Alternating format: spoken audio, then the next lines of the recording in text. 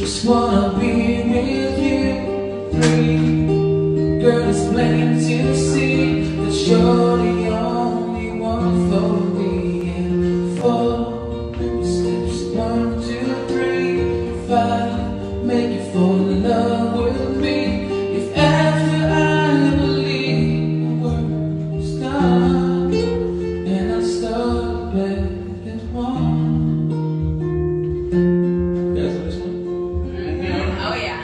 Absolutely. So I'm gonna try to like play songs you guys already know, so you guys can sing with me. I think it'd be fun. You guys sing with me.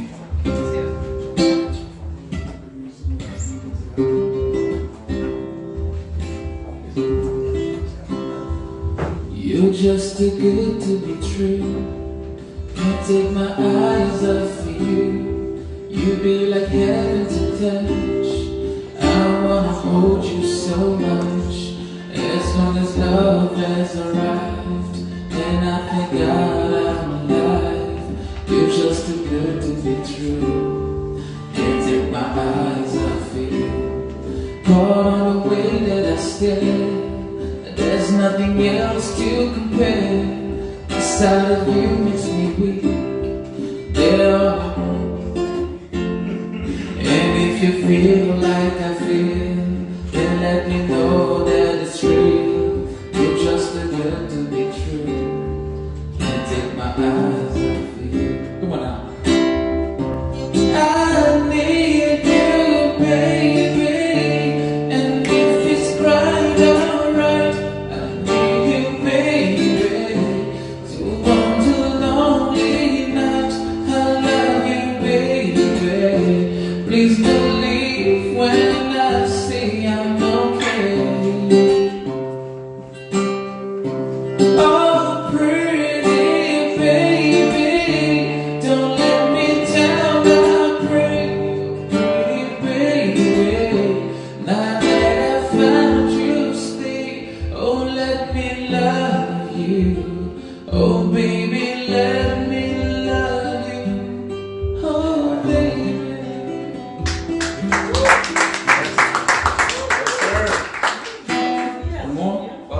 Ask me your name before you even say anything. Oh, my name is MOJO.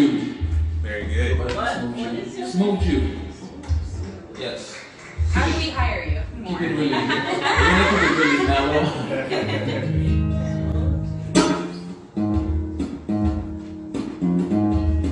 You guys know the song? You guys know the song, right? My girl? Yeah, my girl. Nope. No, do it again. Smooth Juice. Yeah, it's not long. Sorry, stand by me. Invite me. When the night is gone and let it be dark, and the moon is the only light we'll see. No, I won't be afraid. No, I won't be afraid.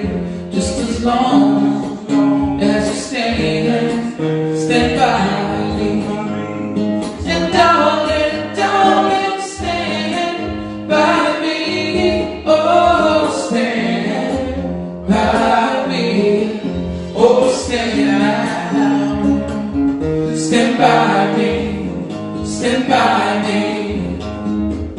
In the sky, the little one she'll tumble and fall over mountains. She'll tumble to the sea. I won't cry,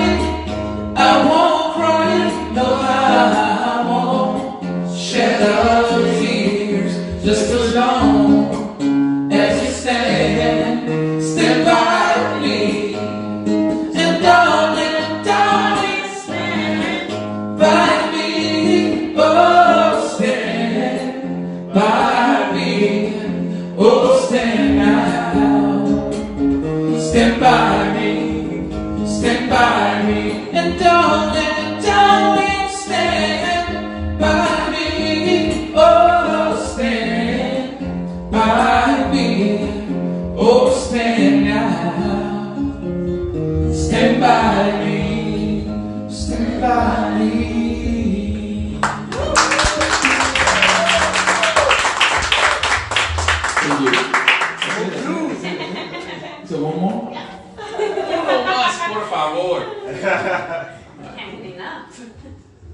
There we go.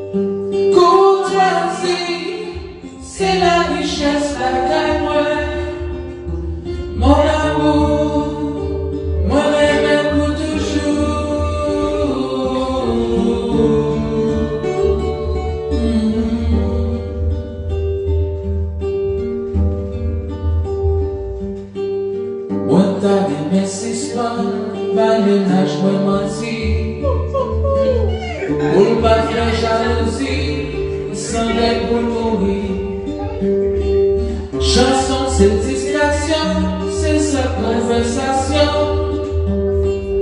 l'argent et les questions, tout le monde respecte vous. Oh mon Dieu, la gueule n'a pas verdi. Effacer, c'est les faux qui n'ont qu'à moi. By mentir, c'est bien ce que fait chaque jour. Courtoisie, c'est la richesse, la caille. Mon amour, mon amour toujours.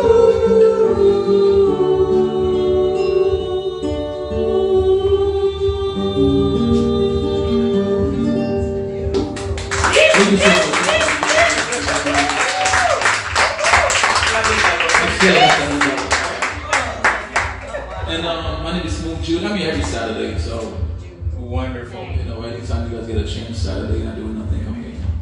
Awesome. Well, thank you. Thank you so much. Just to hear a broken heart. Can you hear a broken Hey, heart? you lifted the mood in here. Yes. 40 years. So, for that, Lots to follow up with. now we need to get in the shop. Yes.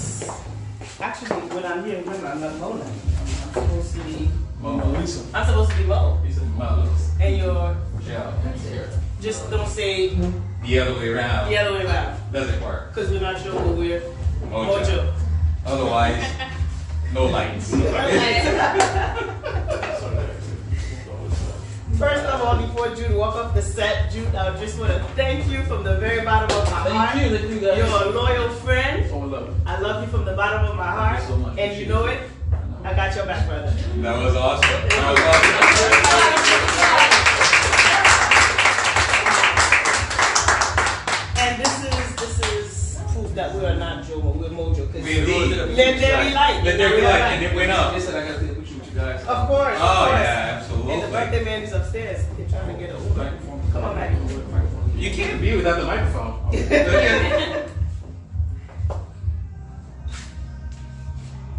Yeah.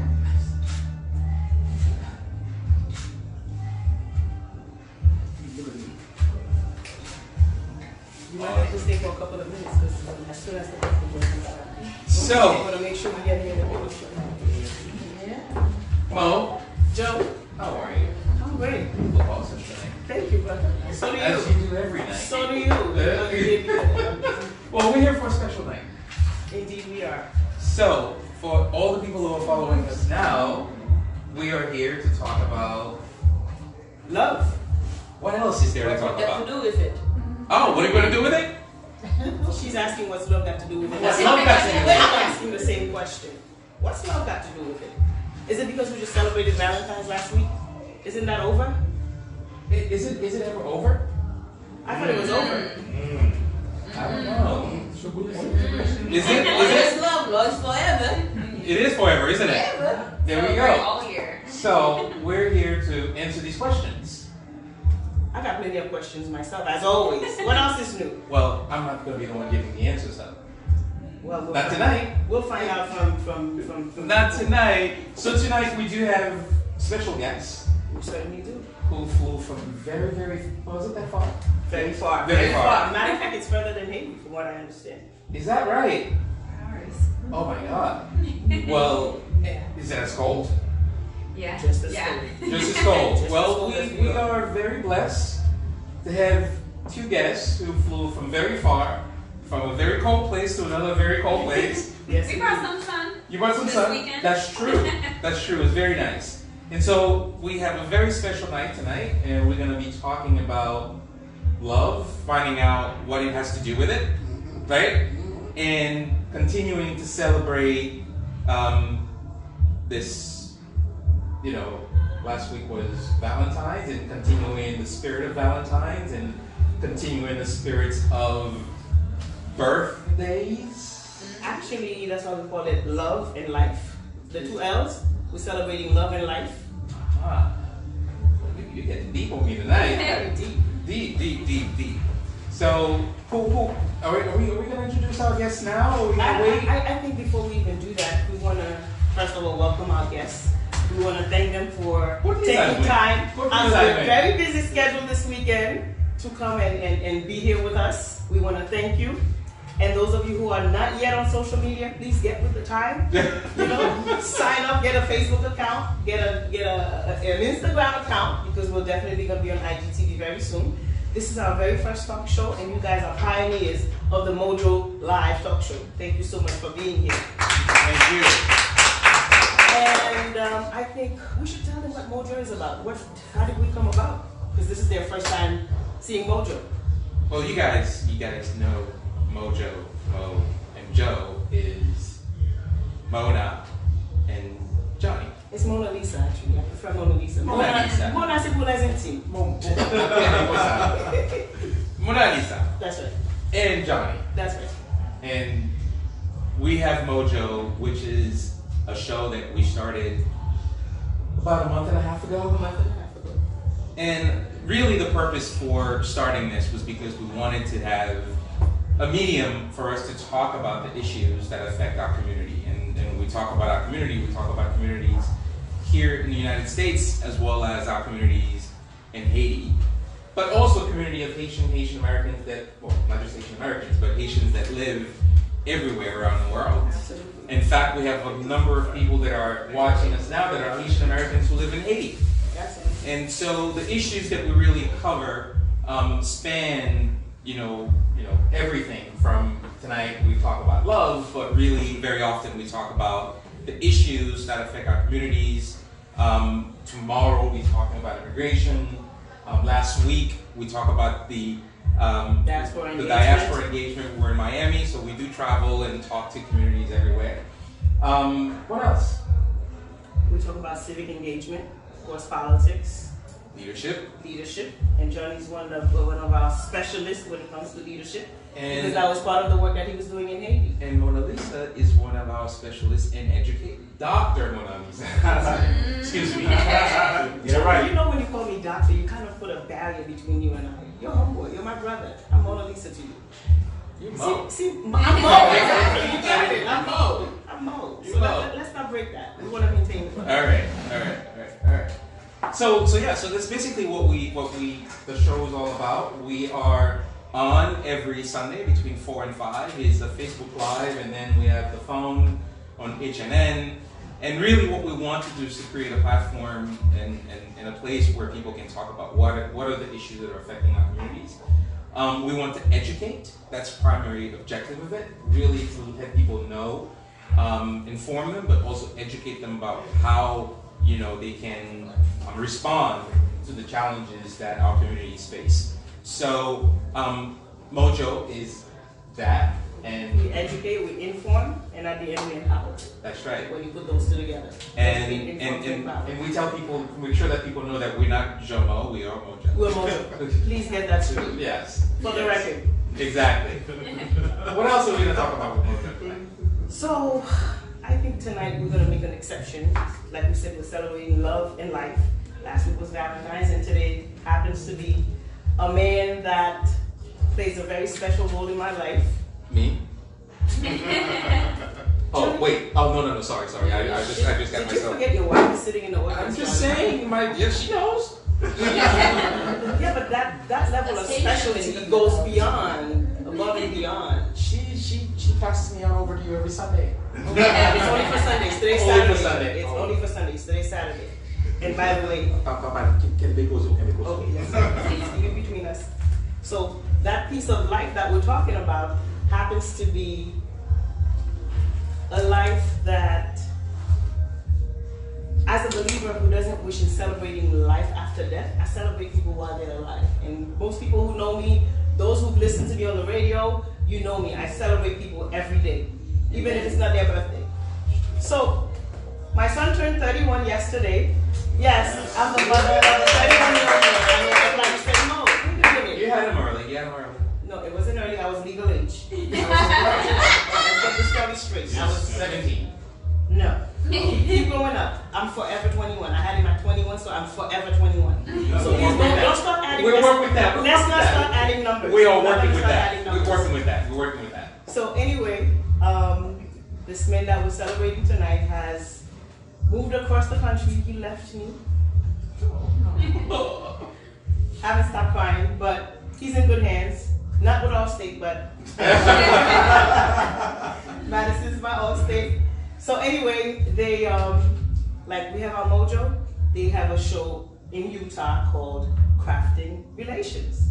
So without further ado, I'm gonna turn the stage over to Johnny, who's gonna take over the show. Since I have played the mother role, the most important role already in that man's life, I don't think I want to embarrass him and ask him too many Personal question. personal, You probably slid him some questions. I know. I think I'm gonna let Johnny do the job. But before I get off the stage, I cannot begin to tell you guys how grateful that I am for you being here tonight. Thank you once again for coming. This is not our last show. This is our very first one, but our next shows will be much more exciting. Of course, I'm gonna leave you in the hands of Johnny. Nothing more exciting than love. Exactly. Nothing more exciting. You At know- the end of the day, everything that we do is for love, right? You know I'm all about that stuff. I'm all about that life. All about love. There you go. Now, even though people are asking what's love got to do with it, it's got a whole lot to do with it. Yes. So, please stay tuned, and I'm leaving you in the hands of my partner, Johnny.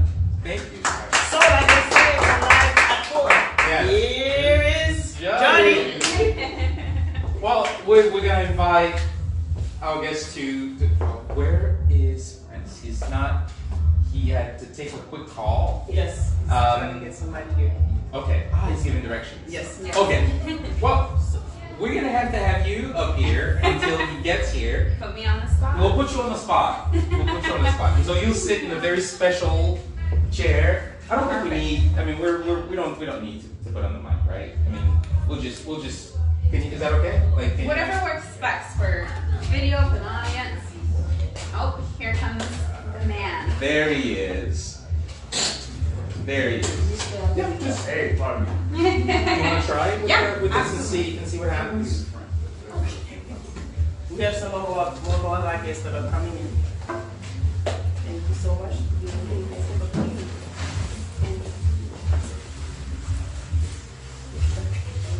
Okay. Yeah. And we'll have you right here. Thank you, sir. Appreciate you. And I hear that it was your birthday. It was my birthday yesterday. Wonderful. So I guess. with another year. Do we say happy birthday? Let's just do it before we even start. No? Yeah. Happy birthday to you. Happy birthday to you. Yep. Happy birthday, dear friends. Happy birthday to you. Thank you. This is wonderful. Where's So our have you official here? singer for that? I know, right? Yeah. We're gonna have a singer do this. Yeah. Professional. Right. What are you trying to say, man? It sounded great. Well, I think you had stepped out for a second and you had a wonderful introduction from the most amazing woman in the room, beside my wife, of course. Okay. And she told us a little bit about you guys and about the fact that you currently live in Utah. Yes. And that you also have a podcast. We'll talk a little bit about the podcast and what you guys are doing. But before we do that, let's start with introducing you to the audience and let everybody know who you are individually and then as a couple. So we'll start with you. Ladies first. Yeah, you're right. I agree, gentlemen. It's your birthday. It's your birthday. Absolutely. But ladies Let me first. kick back. There you go. By first, you meant just the name, right? Exactly. So I'm Madison Martellero, and this is my significant other. Say your name. French toast. You want to start with your background? Sure. Okay. So I'm from Brooklyn, New York, born and raised. That's a good background. I'm bad at this. So I grew up in church. A very strict upbringing by a Haitian mother. So you guys know how that is. But I grew up in Brooklyn at a time where it wasn't the gentrified Brooklyn that you see now. It was a lot of, let's say, things going on that, me growing up in church, it kept me away from a lot of the nonsense that was so accessible to me at the time. And my mom ruled with an iron fist. And I know. I was forced to respect her and fear her.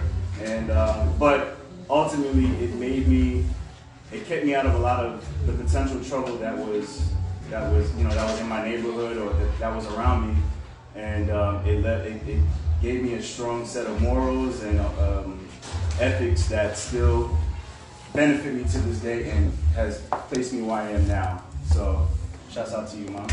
Haitian mothers. There you go. Haitian mothers. Hashtag Haitian mothers. That's right. For the moms. Yes. So I am born and raised in Salt Lake City, Utah. The first question I always get is, am I Mormon?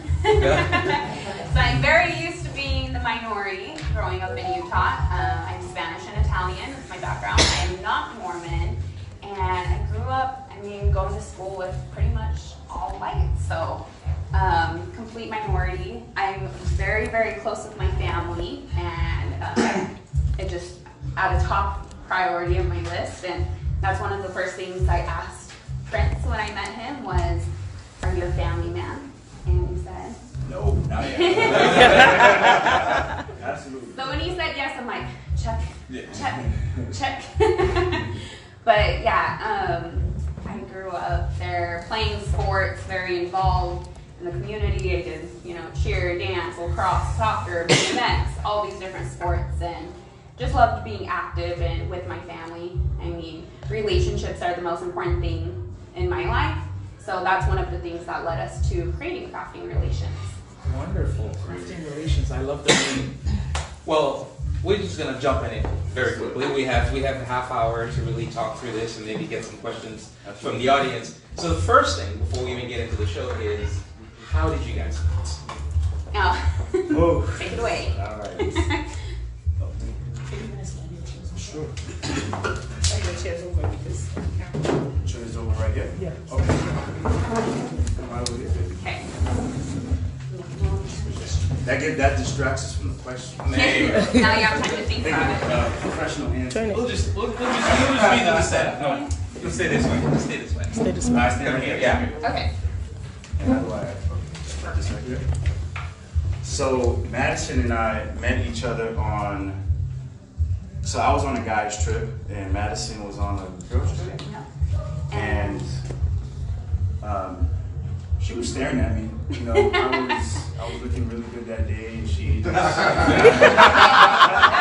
Actually, the truth is, the way he was dressed, he wasn't allowed in. He had to go back to his room. Oh, yeah, so the venue that we were going to didn't Allow certain a certain attire Shoe type. that I had. Shoe type. And I had to go back to my room and change. So I was in a very grumpy mood. Yeah. Right. Super grumpy.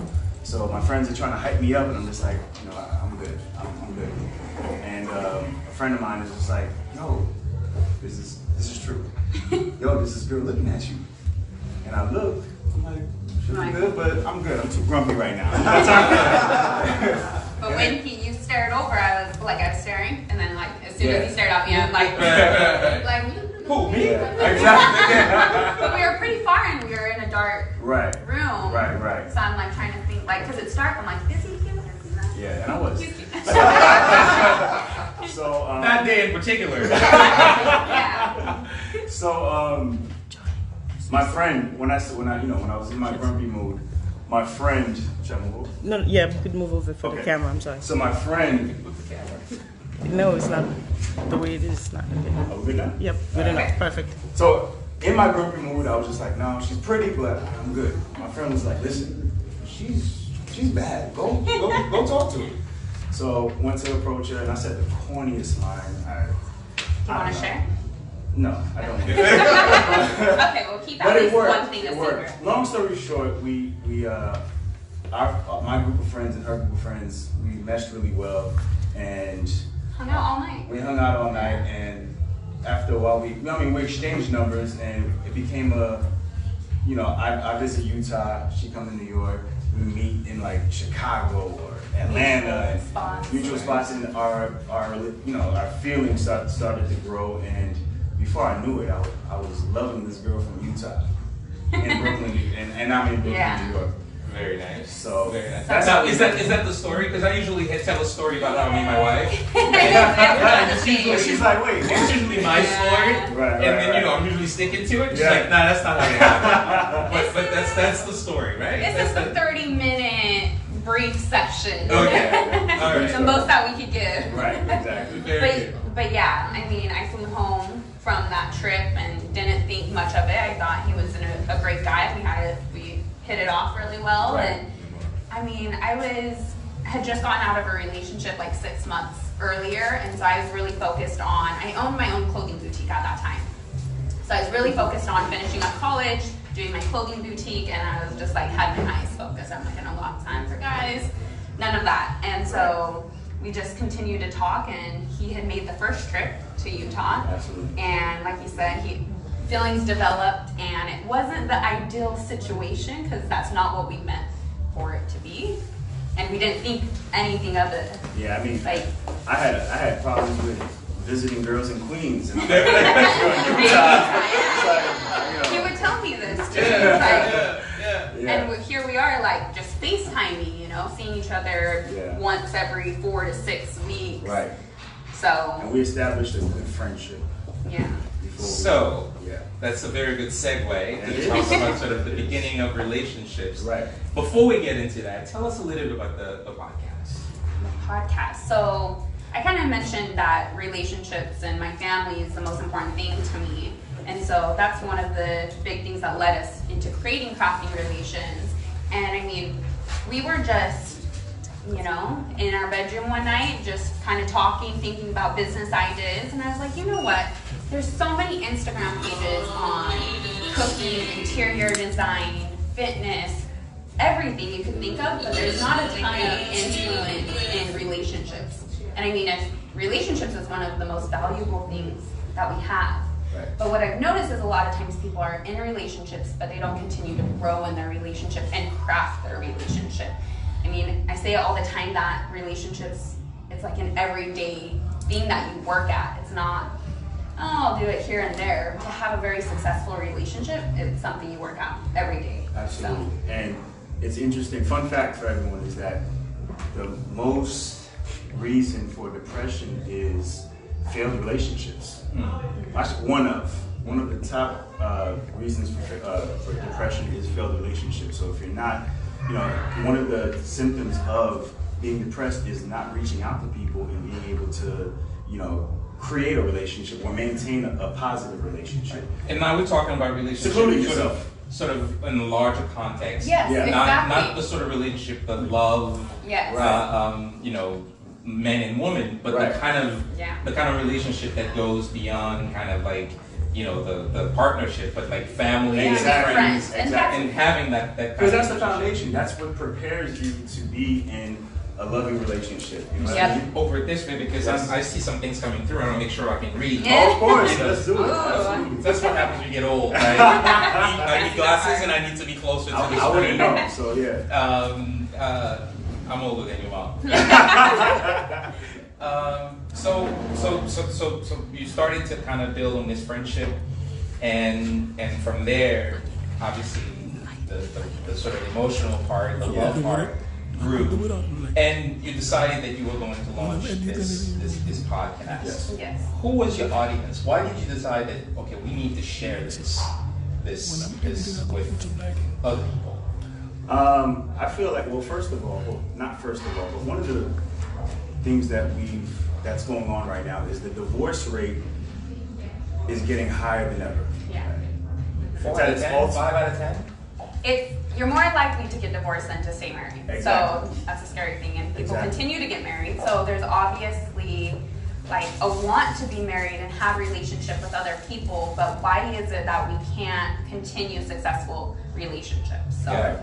Right. So marriage, the significance of marriage is lost right now, and it's a detrimental thing that's going on right now. And people kind of turn a blind eye to it. It's like divorce is just so it's expected at this point. Right. And again, I grew up with a Haitian mother. That's not how I was raised. That's not what I was taught. Right.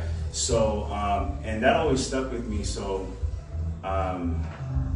I feel like that's one of the reasons that led us to it, and I'm stuck there. And I feel like our audience is anyone that wants to better their relationships in their lives, whether that's with your significant other, with your family, your friends. anyone I feel like it could apply to. And we're big into listening to podcasts, and we are always pushing each other to grow. Right. So we're like, this is such a great way for us to like shine a light on this topic. Right. And our fear was, well, not only our fear was like, we don't have all the answers, right? But we wanted to create a platform where we could share other tips, tricks from other couples as well. It's not just about us having all the answers and giving advice, right? We just wanted to create a community of people that are passionate about developing their relationships. Absolutely. And I think in the black culture, the hip hop culture, what's popular is men, or not even say men, but being promiscuous, right? It's no one really raps about or sings about family or having a strong foundation with, or being faithful to your wife or husband, or being a good dad or mom. And I feel like it was our responsibility to fill that void and be able to create a community, as Madison said, to touch on topics like that.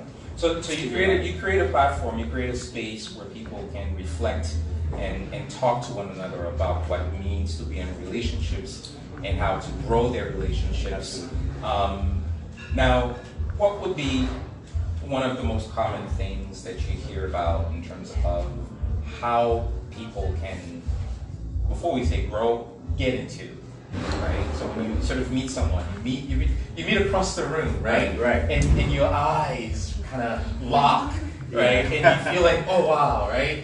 Well, it wasn't like that. It wasn't like that. You were looking good that way. That's what you were looking good. And so was she, because you checked out. Don't even know. So in your conversation with people in the podcast, what before we talk about getting into a relationship, what are some of the things that you look at before, right? You jump into a relationship that makes it a stronger foundation to move forward. Can I take this one? Yeah, okay. Absolutely. So, from my experience, before I met Madison, the last time I was in a relationship was about 5 years prior to us establishing who we are now. So, and I remember, like, I'm a relationship type of guy. I love relationships. I love love. And I didn't have that for 5 years. So, and I was praying to God. I'm like, I got all these good qualities. Why can't you put a woman in my life for me to share these qualities with? Now, I don't mean to stop you, because right. when you say this as a brother, right? Right. I have friends that are watching now who say, right. Where are the brothers? Like, where are the men who want this thing, right? And people always assume that they don't exist, but they're there, right? They are there. Yeah, I'm sorry. No, you're right. I didn't believe it at one point either. You're right. But immediately when I prayed about that, I was humbled, because I just had these thoughts in my head like, what makes you think that you're ready for a relationship? Like, everyone wants to have the best significant other in their life. You want the top-notch man or woman. So what you have to do is match that top-notch partner that you want in your life. Oh Lord! Right?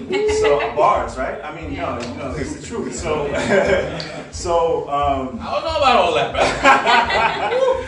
But it was a you have to push yourself. Right? It gives you this. You need to be yourself. You need to be prepared. You need to be ready for top-notch. Absolutely. You need to be top-notch. Absolutely, because I'd be damned if someone's gonna surpass me. Yeah. So I have to qualify myself. Yeah. I had to take away all the negative, things that were in my life and substitute it with more positive things so I can match the top-notch woman that I wanted to be with. So I started seeking growth like crazy. I started reading so many books. I started, cutting certain people off and just putting more positive energy out there and networking and just putting myself in, some in situations that were just right. And so grow. So this is almost the same thing when you think about, whether it is your career or something in your life that you want to build. Right. You need to put in the time. Right? Absolutely. You need to be ready. You need to have a goal and you need to work towards that. Right. And so what you're saying is, in relationship, it's the same thing. You need to get you need to get your mind right. Absolutely. Right. You need to get your body right. Right. You need to get your environment right. Absolutely. Because if you want to be in a relationship and you're looking to be in one relationship, right, then going out partying every night yeah. would be the way to do it. it. No, not at all. Right? Not at all. So you need to be framed correctly if I'm Right. hearing you, right? Right. What would you add? That's exactly right, because it's like, I didn't want to be with someone that their main goal is to go out party every single night. I wanted to be with someone that was growing, reading, could have good, interesting conversations with, like deep ones and business mind-like. And so, I mean, I think that's one thing is some people are looking in the wrong places, or they're not working on themselves first. So I think you said it perfectly. There are people that they seek validation and seek for someone to complete them. So it's like 50-50, where in my opinion, it should be 100-100. Yeah. You have to be complete before you're able to be in a relationship and depend on someone else to complete. So is that perfection?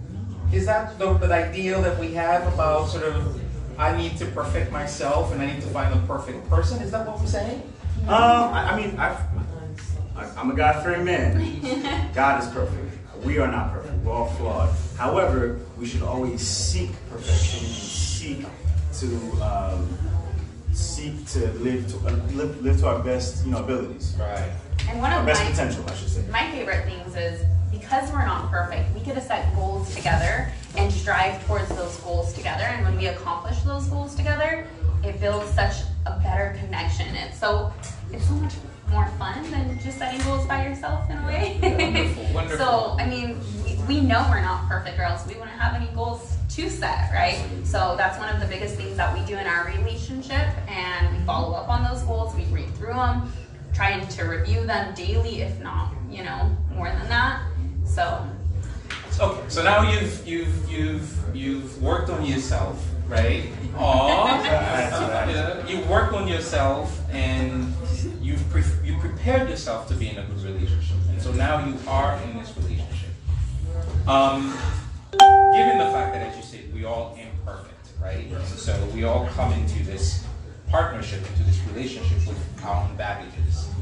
How do you navigate that as you sort of, God puts this person in your life at the point at which you were ready to have that person in your life.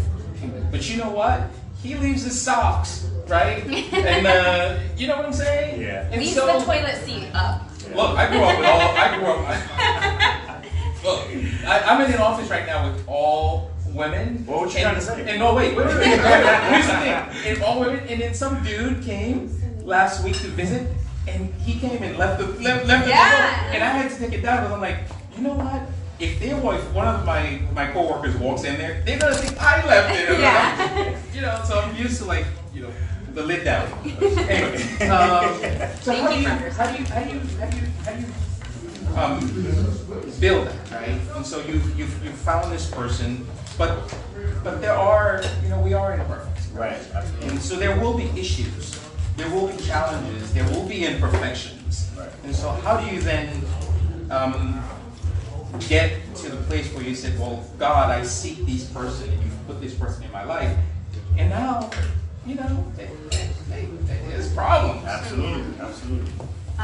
Open and honest communication. Yeah. I mean, a big thing too is you can't take certain things defensively. Mm-hmm. It's the person's telling you because it honestly bugs them, and they want to correct that so that it doesn't bug them in the future. It's not, oh, you do this action and we're gonna break up over it, right? They're saying it so that maybe you could correct it or shine a light on it, because you might not know. Because your partner's not a mind reader. They don't know what bugs you or upsets you.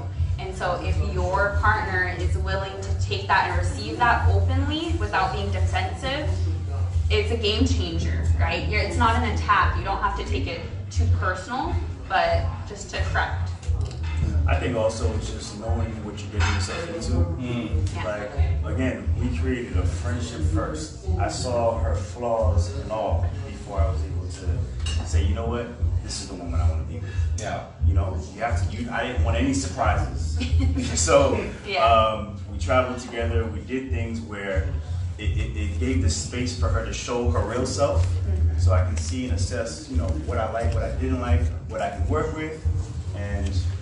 So let me ask you this. Yes. There is this perception that I read quite often, particularly, you know, black women in particular, who sort of say, well, I'm not with you. I can't, I'm just, hey, you're talking about love, man. Yeah, we gotta keep it real here. Absolutely. Who says, look, I can't find a man that is at my stature, right? And so you talked earlier about sort of this getting yourself prepared and ready, right? At your highest level, because we're seeking perfection. We're not perfect, right, but we're seeking perfection.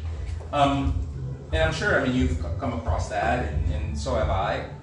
How do we answer that, right? I mean, there are studies that apparently said, you know, many black women are not finding mates. There are, you know, then people who respond who said, you know, feel free to be within, you know, outside of your race and all that. There are a whole bunch of things, right?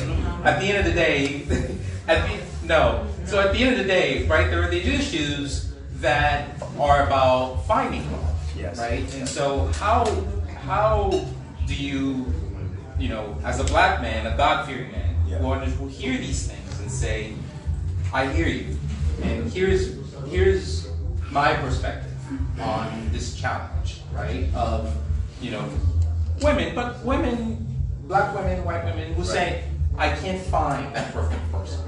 What is that all about? I can't find that perfect person. All right. My hand went up many times. Oh, I'm sorry. I didn't see you in the back. And I'm sorry too, because I did see you. Okay, I'm you sorry. saw me. Oh, my God. I want to acknowledge A couple of times. I didn't see you. I'm sorry. It's not the fact that we can't find. Is what we're looking for is above of reality.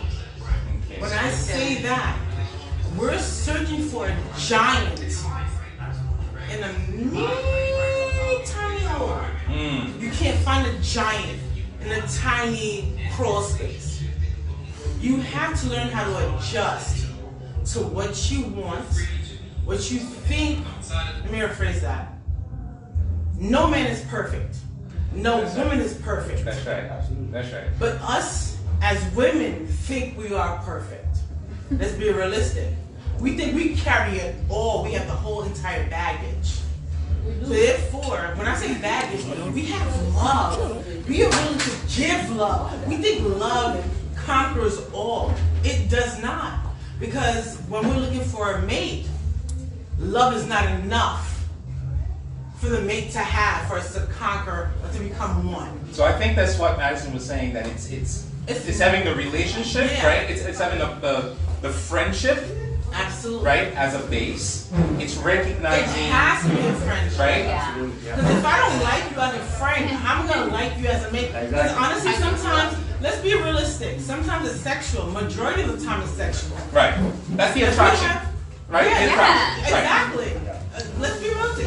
That's what it is. And when the sexuality is gone, then what do we have?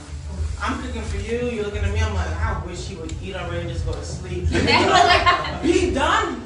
But that's not the way. I want to be with you. Right. I want you to be with me outside of sexuality, outside of all of the nuisance of everything. Right. Now, what would you, is there anything that you would add? All right. Ooh, Madison.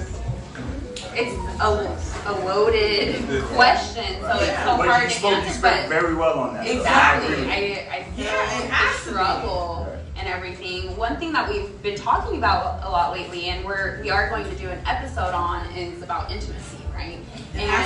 Right, there's an initial attraction. Sex comes. It's one of the main topics or first things in a relationship, but intimacy is so much more than sex. And that's one thing that we wanted to shine light on. Like, there's so many things that we do to create intimacy that's not sex. And you can just look at him like, damn, he looks good. Or you look by, you're like, he smells good. Oh, that's it's just nice. like, Yeah.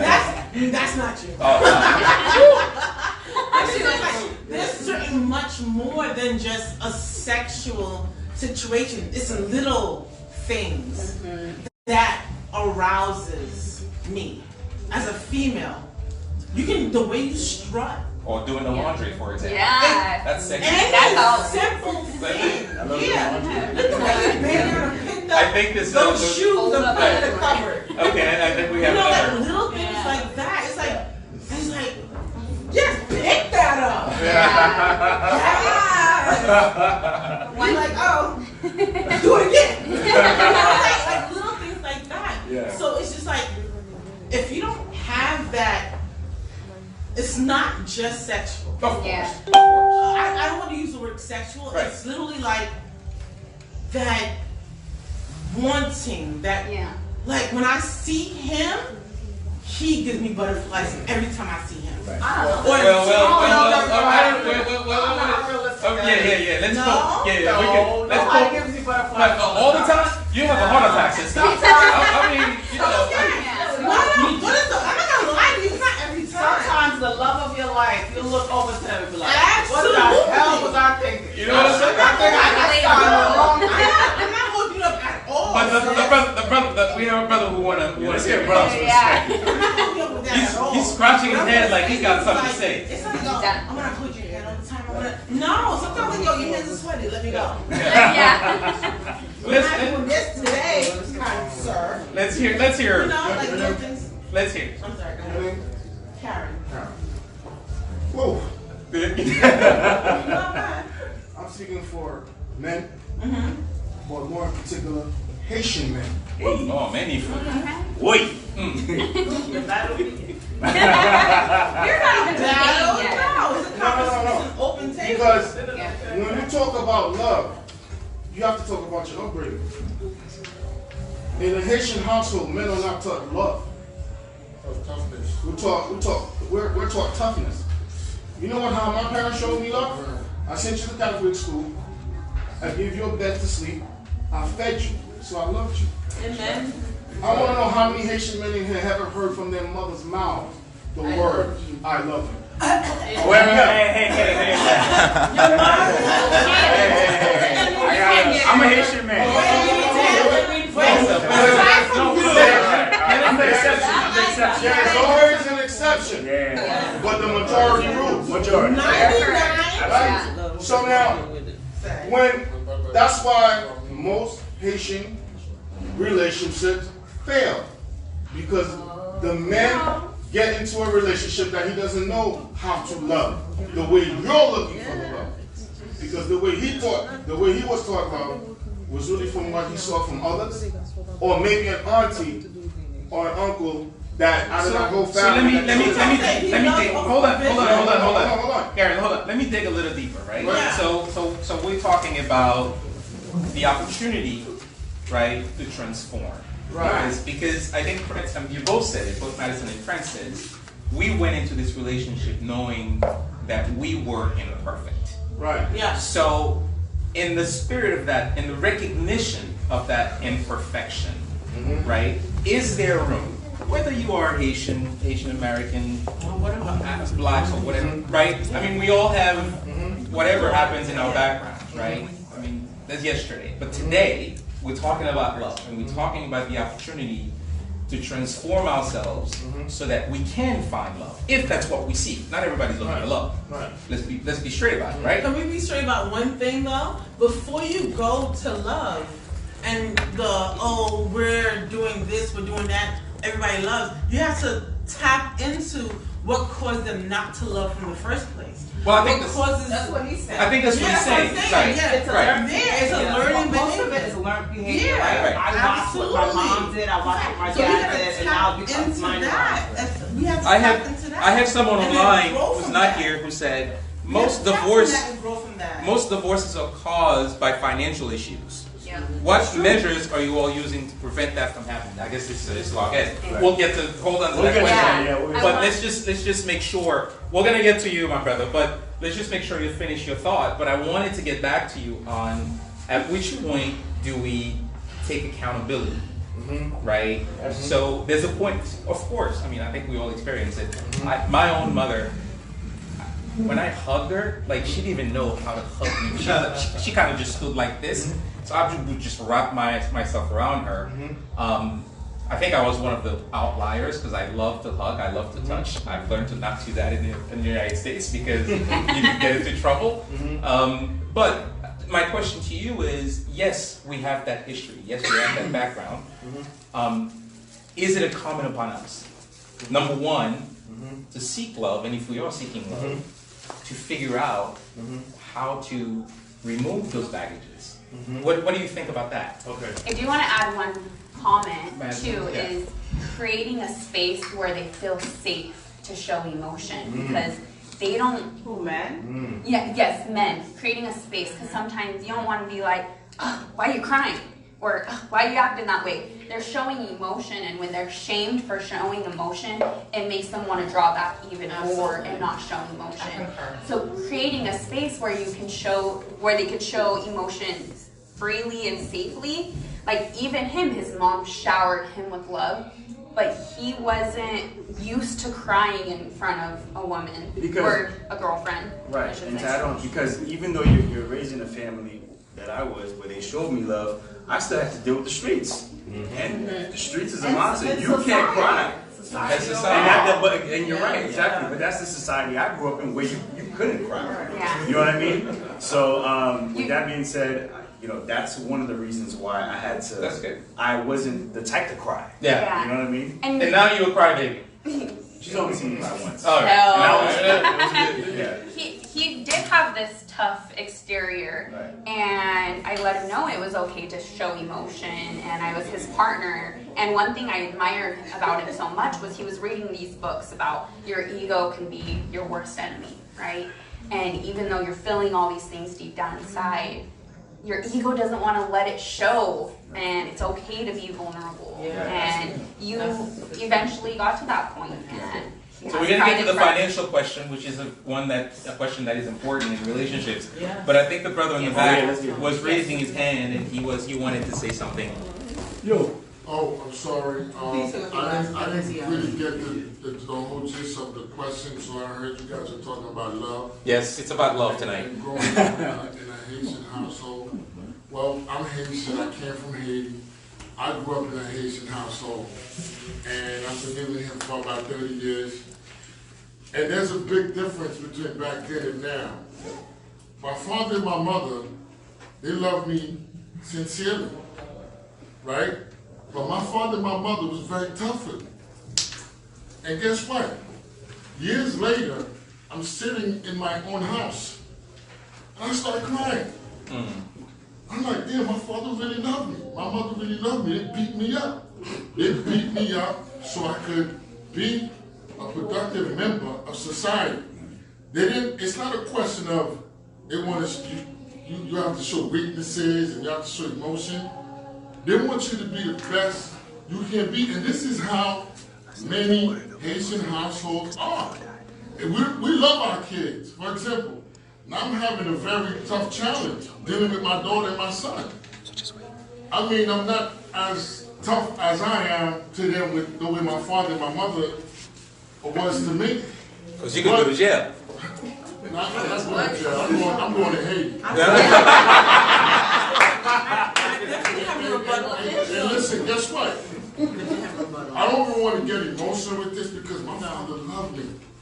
And I knew how to play mind games with my father because you know how Haitian parents are. Once they see you with a book in your hand, you can do whatever you want.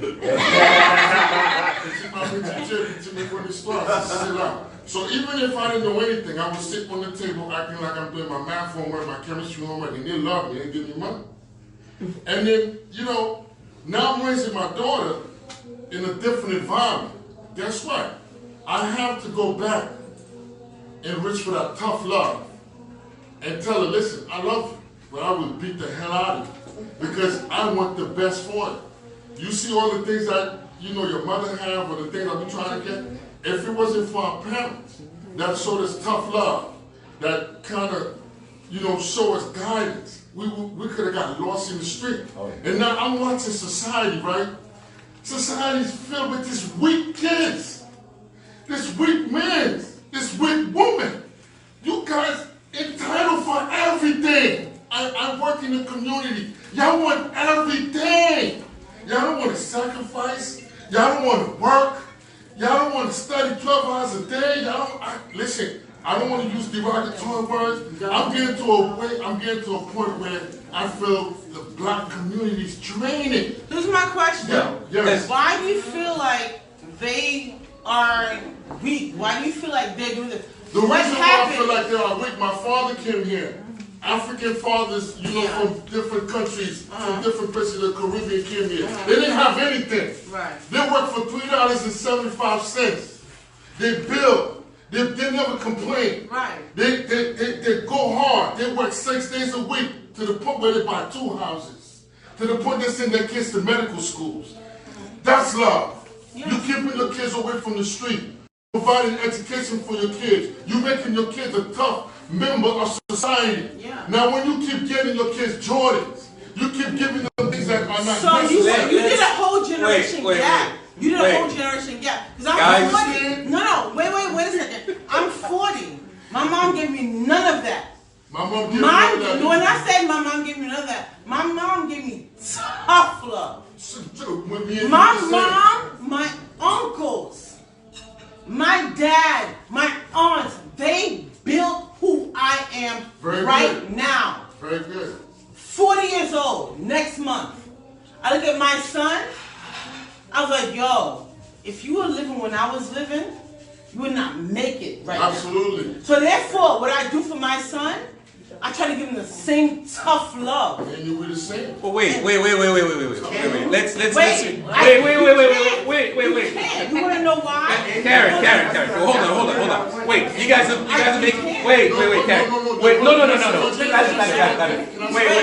No, we can't make it. We're trying to get everybody else involved in the conversation. I'm sorry. Let's not monopolize a conversation between the two of you guys. I know. But we do have guests. I'm sorry. Let's. We're doing popcorn right now. What I was saying was the fact that the generation Karen, hold on. Okay, one last thing. Go ahead, brother. I think we got to a place where we're getting overcarried with the word love. It's good to love, but at the same time, you got to know where to draw the line. You got to know, okay, this is a woman, this is a man, and they have different chromosomes. They have different way of interacting with the environment. They have different things to give. You cannot want a man to be a woman. You cannot want a woman to be a man. And you don't know who's raising them either. Wait. I think we're bringing. Wait, we're bringing a bunch of things into this. That's right. We gotta bring it on. No, not tonight. Okay, I'm done. I'm done. Not tonight.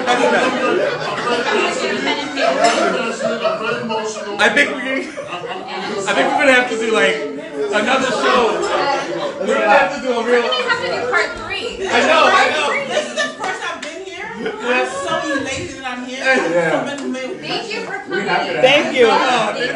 Richard invited me. No, we're gonna have. There she go. We're gonna have a lot of. We're probably gonna need to cover this topic a bit more because there's a lot that you brought into this, right?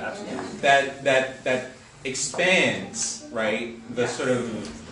Right. I mean, it expands it, right? And we're not.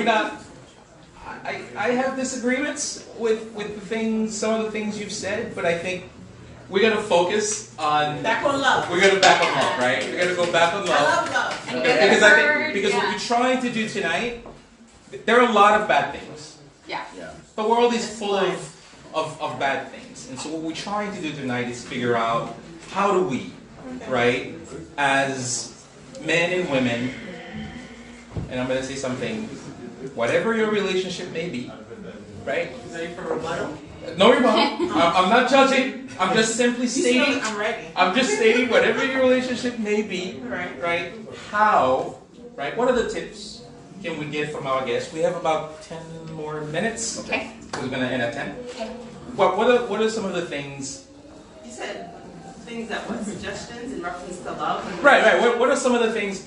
So despite all the many kind of issues, the entry point we have about love, tonight we're gonna sort of focus on, couples. I think people need to be realistic about what love is. Okay. I realize most of my girlfriends are single. Right. I've been married for over 20 years. Right. And when I think about Like it's been hard. right? So when I think about the ups and downs of my marriage, I realize that a lot of my single friends are single because they have this idea that the relationship is supposed to be perfect. Yeah. They like the part about dating. They like the part about going out. They want a vacation. They want all those things. But they don't realize that part of the relationship is cursing the person out, not talking to them for a few hours. Yeah. That's all part of it. Right. It's also part of it to text them something nice in the middle of the day, Yes. to buy them a gift just because, Yeah. and to show them off, and to fall in love, to hate them, and then fall in love all over again. That is part of a relationship. So I hear the up and downs of relationships. Yes. And you have to realize, So good. I think you have to realize that as an individual, you're going to grow. Like, I change every day. It's impossible to stay the same person. So when you have your partner, you have to recognize that they too are changing. They have a job that they have to go to every day, and when they go to that job, they have a role that they play at work. And so you have to come back together and be able to reconnect on that level. This is what's going on at work. This is how I'm changing, in order for you to change together somehow. Because your relationship has to transform also. Absolutely. Do not stay stagnant. Absolutely. Because if you think it's going to stay the same, that's when you start falling apart. Right. There's money problems. There's other people you're looking at that look much better than your mate at home. This is real. That's real. That's real. So that's what I'm saying. And Being yeah, realistic. I love everything that you said, and I think a huge issue in our generation is that as soon as people don't have those butterflies anymore, it's over. It's over. And then they're on to the next butterfly, and the next, until because Chasing a high. it is a high, It and is a high. one thing we gather together because you're always excited at first, and it's a great feeling. Don't get me wrong, but the great thing that you said is that you're always changing, and one thing is. Couples, when they're together for a long time, they stop talking sometimes and having conversations. But when you're changing, you should always be learning more about each other because you're changing every day. Right. So you can never stop learning about your partner and investing in conversation. Yeah, I think I also agree with everything you said. Yeah. Because people have this false illusion of what love is. Like it's just, I don't know, just walking through a garden, it's like a warm peppermint patty. Like it's not. It's really not that. It's there's a lot of obstacles that are set before you. And sometimes people have these negative. They have a negative outlook as to what those obstacles are. Sometimes those obstacles are to make your relationship better. They put your relationship to the test to see what the outcome is going to be. You know what I mean? Testify to that. Right. I hate his guts when we fight, but when we overcome one of our fights, for some reason we're so much closer after, Right. and we feel a stronger bond, or at least I do. Absolutely. And the thing is, right. Yeah. But life is hard. Life is hard. Life is going to give you these obstacles, but when you look back at the obstacles, you're like, dang, if I didn't go through that, I wouldn't be the person I am right now, and I'm ready for the future that's set before me. So let's take the question that was here because we have a few Yes. minutes about financial, right? The Yeah. financials. Yeah. Right. I mean, it's one of the things that causes lots of relationships, particularly marriages, to fall apart because people are not talking about money. What is your perspective on that? Ooh, I'm the financial Be brutally honest. guru in our relationship, and so I grew up wanting to be a finance major, and so I always knew I budgeted and I wanted to be with someone that shared the same financial outlook. I didn't want to be with someone that was just a spender, always in debt. I know debt is one of the most stressful things, and to put that burden on your relationship and right off the bat of your marriage is so hard, and so one of our goals has been to fully fund our wedding with no debt. You know, so. That's our fucking up. Oh. You like that one. You like that one. Yeah. And so let's go. I'm sorry, go ahead. Oh, so since I was the one that was really into finances, that we were on a trip one time in LA, and I kind of just looked at him and was like, so tell me about your finances. Like, what's your debt? What's your credit like? And I was like, there's really. I'm at 420. Yeah. What are you looking at? So sometimes it's like, if no matter what, it can kind of be awkward, Yeah. but just to put it out there, and he didn't take offense to it. I mean, it was for a good purpose in our relationship, and I wanted to make sure we were financially aligned, not like I'm better than you. So let me just build on this word alignment, right? Is it that that person is at the same level as you, or is it that that person has the same objectives as you have? Same Because I objectives, think goals. very often you hear people talk about the relationships where you're gonna rebut. I have a feeling. Let me answer the question before you rebut. But remember that. Yes, here's the question. No, the question is this, right? You meet someone, you may be a professional. Let's just say, right? You're a professional and you've reached a certain level of achievement in your life, right? And you meet someone who may not be at the same place financially as you are, right? And so, how do you then navigate that, right? Because, and let's make it even harder, right? Because it's particularly Haitian men, but men, You don't right? ask that to just anybody. Anybody, right? You ask that to somebody that you see a future with. yeah. Mm-hmm. But That you see so building. how do you deal with that? How do you deal with that? You don't have to. She's making more money. She has a more established career. He is building himself, maybe. Maybe you know, he doesn't have so much money. Maybe he does have that. So what is that conversation like, right? And then that's what I wanted to follow up on. I think it's just being brutally honest. Being accountable and understanding where you are in your life and setting your ego aside, especially as a man, because the stereotype anywhere is the man has to make more money. Yeah. But that's not really what it has to be. For me, it's about just being the best, doing your best every day. Yeah. And being able to, you know, make up for the places in the relationship that where, you know, finances can't make up for. So, and again, just I think honesty is just the main thing. Being honest about where you are and being able to work hard enough to get yourself past that, you know, past the debt and wherever it is you are. I would say the sexiest thing to me is a man that's ambitious. So even if he's not at my level, if he is showing the potential and taking the steps to go in that direction to get to my level, Right. I'm okay with that because I was not always at my level. You know, I had to take steps to be at my level. So it's okay to me that someone else might not be at that level yet. Yeah. So if I'm translating what you're saying then, right, what you're saying is that it's not necessarily that the person is not financially stable, but is that the person does have the ambition to grow and to reach a higher potential. Yeah. Yes. Now, I use that word very cautiously because you may have an expectation of the person, and they may have an expectation for themselves, Yeah. right? And so, how then these two match, right? I mean, so I know people who are comfortable and they have a decent job, they have a car, they can go on vacation, and they're good. Yeah. Like, you know, they save and they're good. And then there are people who I'll come to you, and there are people who aspire to much more than that. And that's where sometimes you see the misalignment because you're not building together toward a common things. Because we all have different places. Then what happens to the people, you know, that when you have a relationship and maybe the dynamics of finances are not the priority of both sides? I mean, a long time ago we used to have, you know, households with only one income. And, you know, stay-at-home moms. Nowadays we have the role reversal with stay-at-home dads.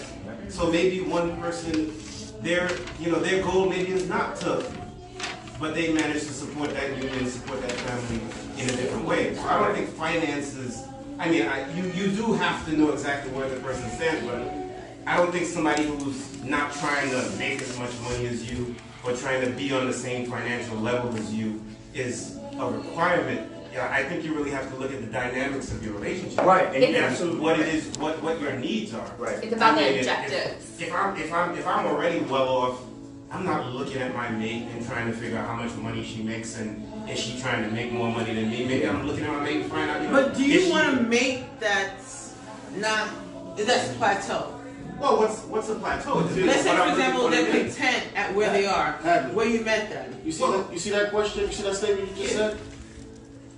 I agree with you. But think about it. Maybe my intention is a mate that's going to raise my finances. But guess what? Yes. Women and men think differently in that perspective. You do know that, right? Well, women and men think differently, but what When I'm it saying comes is to that that, when you're looking at a mate, then you know it's really Yeah, about I'm going to you give and you the an person example. in finance. You will faster find a lawyer that marry a janitor as a man than you would find a loyal woman to marry a man as a janitor.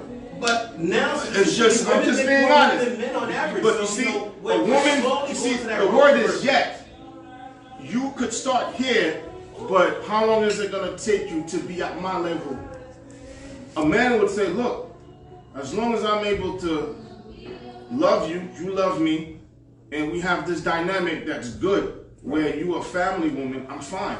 A woman may not want that. A woman might say, look, I'm giving you about 5-6 years to see if you're going to come up here. That's just... Well, let me just That's just what hold it on. is. Let me just get back to That's just wait. what it is. Hold on, Karen. Let me just to go back to what you said. I think you reversed it in terms of men, women. Yeah. But the objectives, it seems to me, shouldn't be any different. Meaning that It shouldn't be. No, but so the idea that a man can decide that, you know, I don't need someone who's seeking to be rich.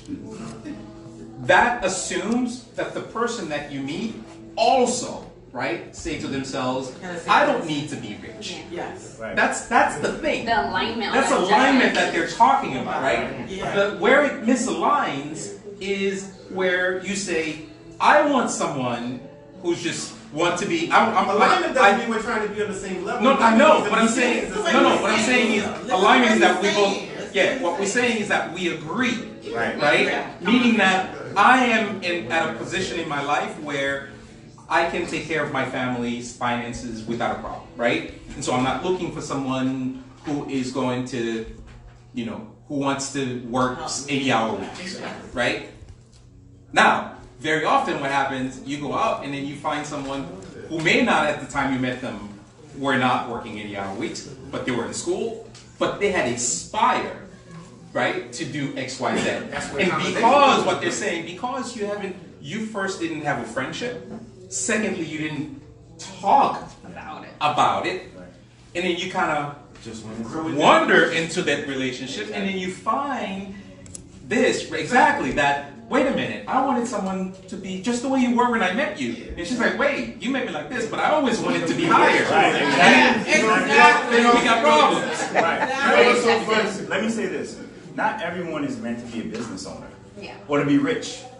There's people who are working $12 an hour jobs. Right, but there's some people that are working minimum wage and their families, and they're completely happy. And I'm okay with that. You like it, I love it. But at the same time, you and your partner have to make sure that that's your understanding. Like, this is what I want to do, this is what I want to be, and if you're okay with that, we good. Yeah. You know what I mean? Sure. Right. And like you said, there's some people that don't establish that understanding and then they just go separately. So I'm not saying that they realize later on that they never saw things the same way. Exactly. Right. Exactly. Yeah. Right. So on the same page. we'll just take we'll have like 5, but we actually pass out 10 o'clock, so we'll take some closing comments from our guests before we call it a night. So I don't know which one we'll go. Well, she went first. So. Yeah, so I think what we want to close on, let's close on some practical takeaways or tips, I guess, that have worked for us. Maybe we could share with you guys, and maybe you guys could apply them. Or Well, first and foremost, I want to say that our relationship is fairly fresh compared to a lot of other couples who have been married and have had families, and we're not. I don't want to make it. I don't want to make it seem as if we're trying to just. You're not experts. We're not exactly. experts at all. Exactly. It's about creating the community to speak about these issues, which was so great. And we appreciate you guys interacting and making comments, having questions. That's what makes this so fun. Right. So. But I have a question. I'm sorry. So, so here's my question, and many of my friends have asked me the same question.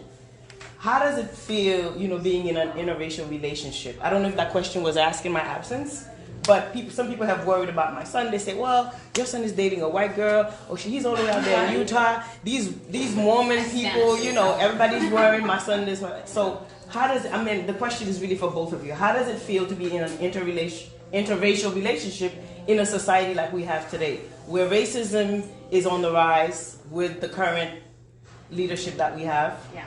Okay. Or where you would go to certain neighborhoods and people are grilling you, they're looking at you a certain way. And as a mother, I'm saying, listen, I didn't raise a hoodlum, apparently. You can tell by the way he conducts himself, the way he dresses. Not that I'm judging anybody's kid, but I raised him to be... Raise him right. Of course. And those were my concerns when he moved down there. I'm like, look, you better watch out for these white people. So, please answer the question. What love got to do with it? That's right. I think you first, because you've had the experience of living in New York and Utah, where I've only had the experience of living in Utah. So you can talk about your feelings on it. And I gotta bring it back to being a God-fearing man. I don't fear any race. I don't think any race is above or superior to another. For me, love is love, and when I met her, I was just like, I didn't see color. However, we have to acknowledge the circumstances and the history that we, as Black people, that we grew up in, and I had to be very vigilant in meeting her family and seeing what their motives were and how they treated me, and any subliminal comments they might make, and I didn't see any of that. Yeah. I didn't see any of that. I don't want to sound cliche, but in this circumstance, I felt like love really did conquer all, because my family really did shower you with love, which I think made you feel more comfortable with being in the setting in Utah. Right, absolutely. And when I went to Utah, I remember the first time we went, I was going with my boy T, and he was like, we bought our tickets, and he was like, yo, bro, we about to go to Utah. I'm like, yeah, and he's like, it's a rest day. I'm like, so? It's like, there's a lot of white people there. I'm like, we're gonna mess those white people up if they mess with us. Who cares? But it's like, we went there. We went tailgating. Yeah. Tailgating, that's really popular in Utah. And what's tailgating? Everywhere. For football game. It's not just Utah. Parking lot. Everybody's grilling. Party. Yeah. Food for everybody. It's the football it's free so party. It's a football thing. Absolutely. Yeah. Fast forward. When I tell you You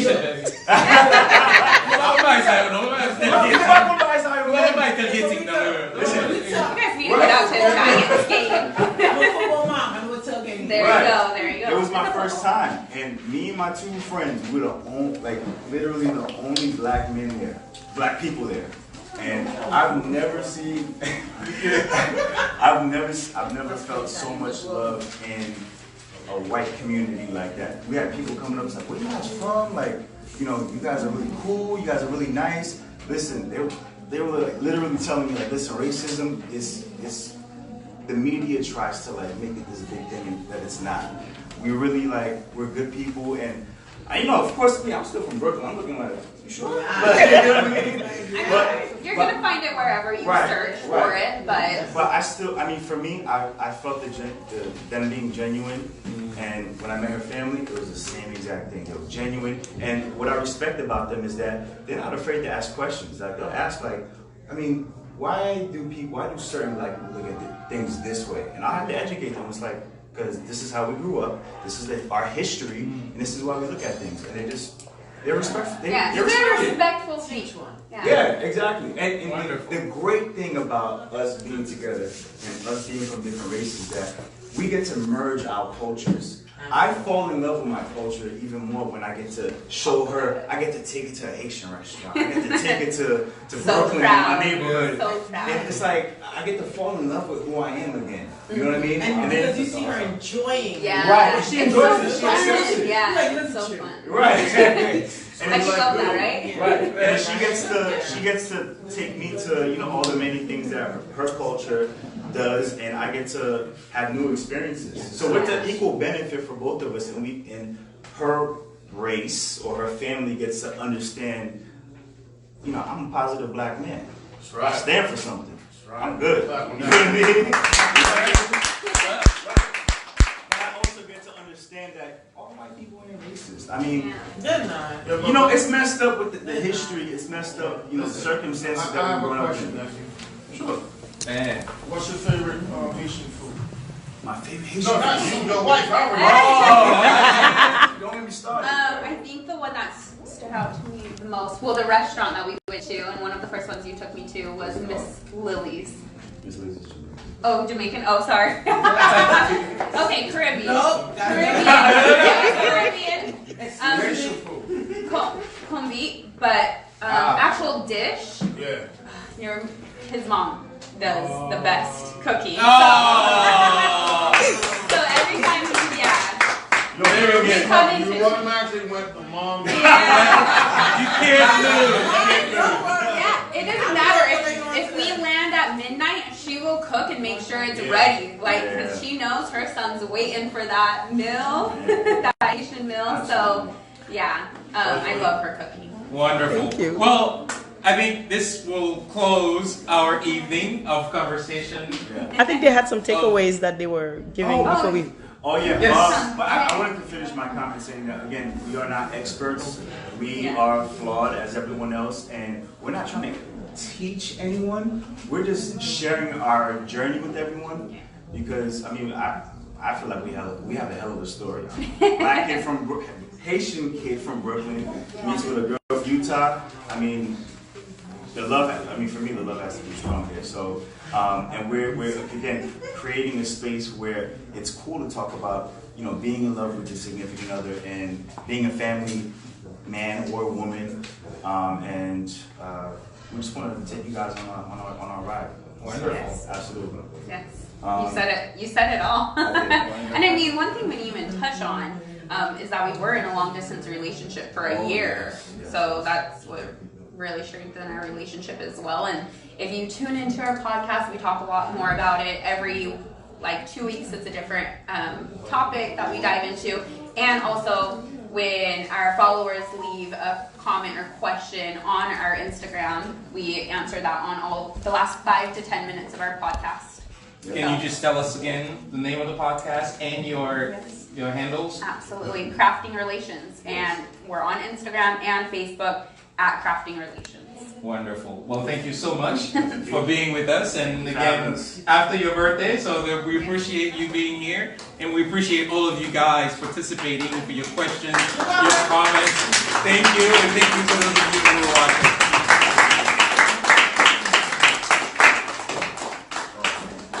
I know. I was like, you're such a speaker.